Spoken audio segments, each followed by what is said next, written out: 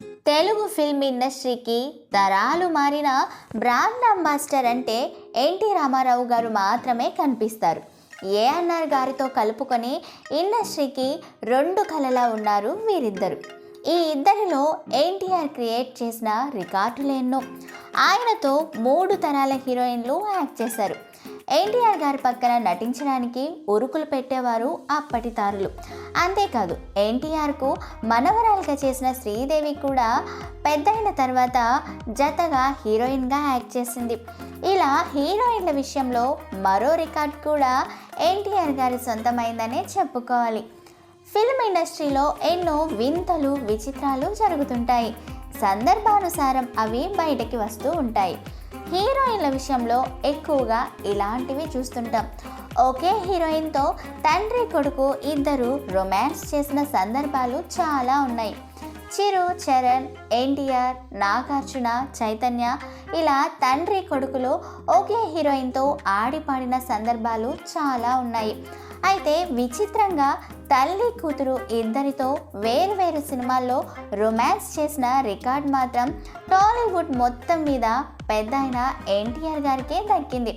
ఇంతకీ ఆ తల్లి కూతురు హీరోయిన్లు ఎవరనే కదా మీ డౌట్.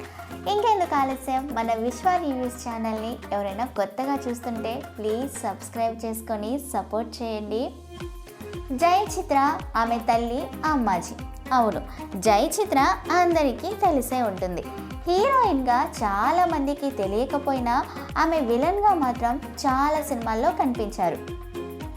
అబ్బాయి గారు సినిమాలో వెంకటేష్ మారు తల్లిగా విలనిజం పండించిన జయ చిత్ర, బాలయ్య బాబు సమరసింహారెడ్డిలో కూడా మారు తల్లిగా హోటల్ ఓనర్గా అలరించారు.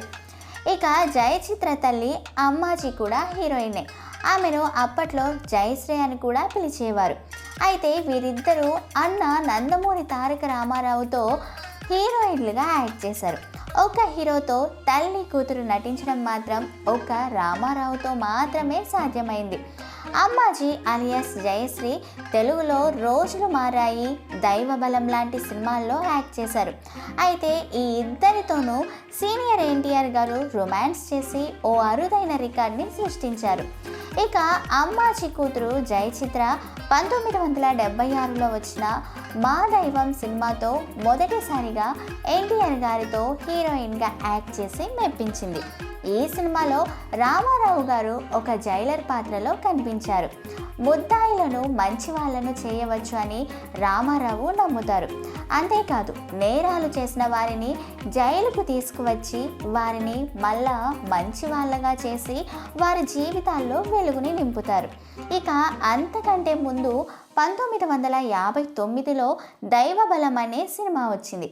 ఈ సినిమాలో జయ చిత్ర తల్లి జయశ్రీ అలియాస్ అమ్మాజీతో ఎన్టీఆర్ గారు నటించారు. పొన్నలూరు వసంత కుమార్ రెడ్డి స్వీయ దర్శకత్వంలో నిర్మించిన ఈ మూవీ బాగా హిట్ అయిందనే చెప్పుకోవచ్చు. ఎన్టీఆర్ గారి ఖాతాలో అరుదైన రికార్డ్ కూడా చేరింది. ఆ తర్వాత కానీ అంతకు ముందు కానీ ఇలాంటి సందర్భం ఫిల్మ్ ఇండస్ట్రీలోనే లేదనే చెప్పుకోవాలి.